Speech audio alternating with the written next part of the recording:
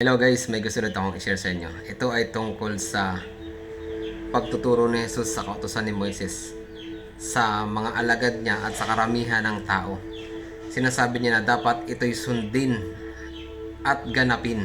Matatagpuan ito sa Mateo 23 verse 1 to 3. Ganito ang sinasabi. Nang magkagayoy, nagsalita si Jesus sa mga karamihan at sa kanyang mga alagad na sinasabi, ang mga eskriba at ang mga pariseo ay nagsiupo sa luklukan ni Moises.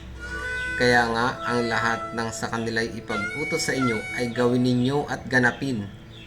Datapwat, huwag ninyong gagawin ng ayon sa kanilang mga gawa sapagkat kanilang sinasabi at hindi nila ginagawa. Sa takbong ito, ang tinuturoan ni Jesus ay mga alagad at karamihan ng mga tao. Hindi ito para sa mga Hudyo lamang na tulad nung sinasabi ng mga ibang mangangaral na ang kautosan daw ni Moises ay ibinigay lang para sa mga Hudyo at hindi itinuro ni Jesus.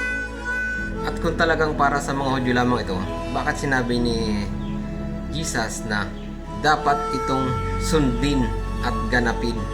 Hindi niya sinabi na huwag nyo nang sundin ang kautosan ni Moises dahil ito ay expired na at para sa mga Hudyo lamang. Kilala ang mga eskriba at fariseo ng mga eksperto sa pagtuturo ng kautosan. Ngunit nagbabala ang ating Panginoong Jesus kasi nga ang mga eskriba at mga fariseo ay nagtuturo sila pero hindi nila sinusunod, hindi nila isinasabuhay yung mga itinuturo nila. At sa pagtuturo nila ay marami silang salit-saling sabi ng matatanda. Yun yung mga kautosan na hindi naman talaga itinuro pero dinagdag nila sa kautosan.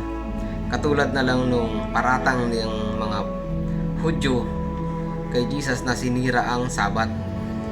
Dahil dun sa pagpapagaling ni Jesus sa araw ng Sabat ay doon sila nakafocus para hulihin at ipapatay si Jesus Christ kasi nga yung paratang nila ay lumabag si Jesus sa araw ng Sabat, sinira niya yung araw ng Sabat at yung paratang nila na namumusong si Jesus at nagpapakunwaring Diyos.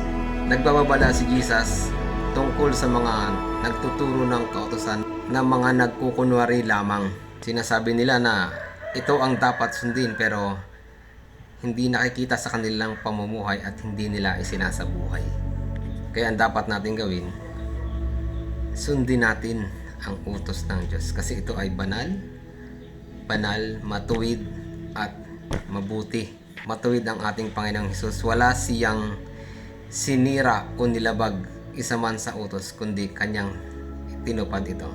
Sana po ay may natutunan po kayo. God bless po sa atin lahat.